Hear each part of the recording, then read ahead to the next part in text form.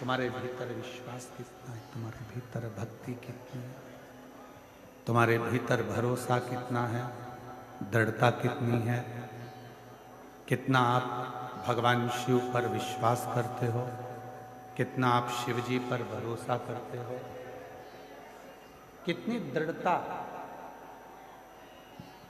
आपकी शिव के प्रति है, कितना भरोसा आपका शिव के प्रति है।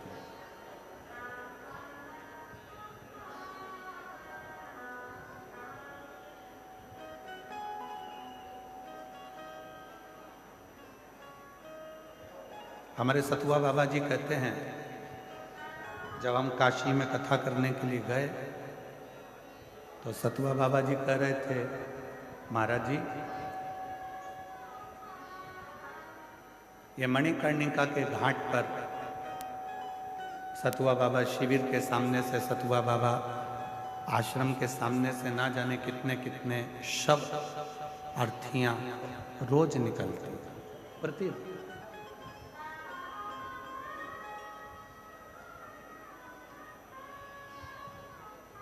ना जाने कितनी अर्थियां प्रतिदिन निकलती हैं।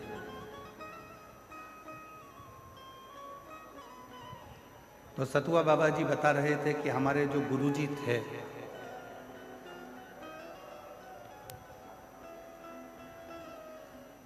पूर्व में जब वो कोई भी अर्थी लेकर आता था और उसके पास में कुछ पाने के लिए नहीं होता था, रोता था, तो बाबा जी नीचे उतरकर उनको सतुआ घोल कर दे देते थे, सतुआ घोल कर उनको।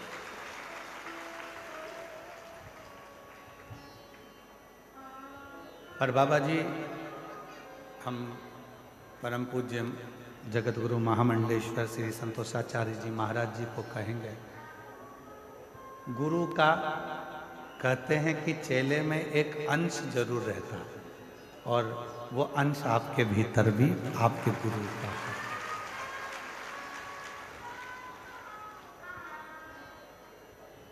कोई भूखा ना रहे।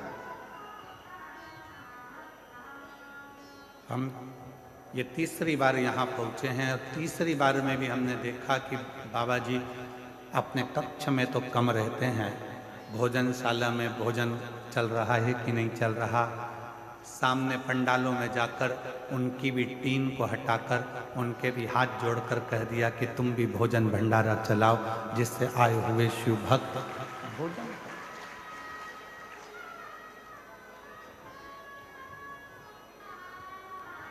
एक गुरु वो होता है जो अपना कक्ष या पंडाल नहीं छोड़ता, और एक आप पर आपके गुरु की कृपा है जो भोजन व्यवस्था, अन्य व्यवस्था, खुद दौड़ दौड़ कर व्यवस्थाओं को देखना, ये एक सच्चे गुरु के शिष्य का प्रमाण, सच्चे गुरु।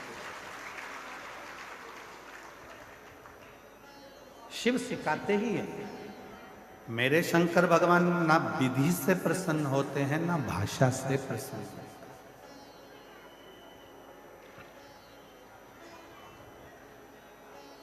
कौन सी विधि हमारे पास में हो कि हम भगवान शंकर को प्रसन्न करें?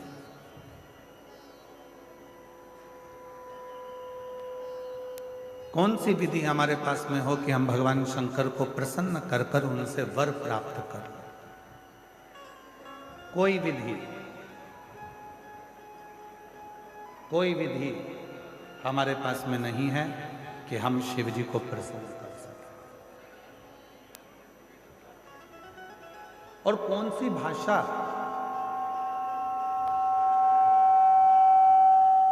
हम कौन सी भाषा बोलें जिससे हमारे देव अधिदेव महादेव प्रसन्न हो जाए? कौन सी भाषा? तो कहा एक विश्वास की विधि है, एक भक्ति की विधि है और प्रेम की भाषा है।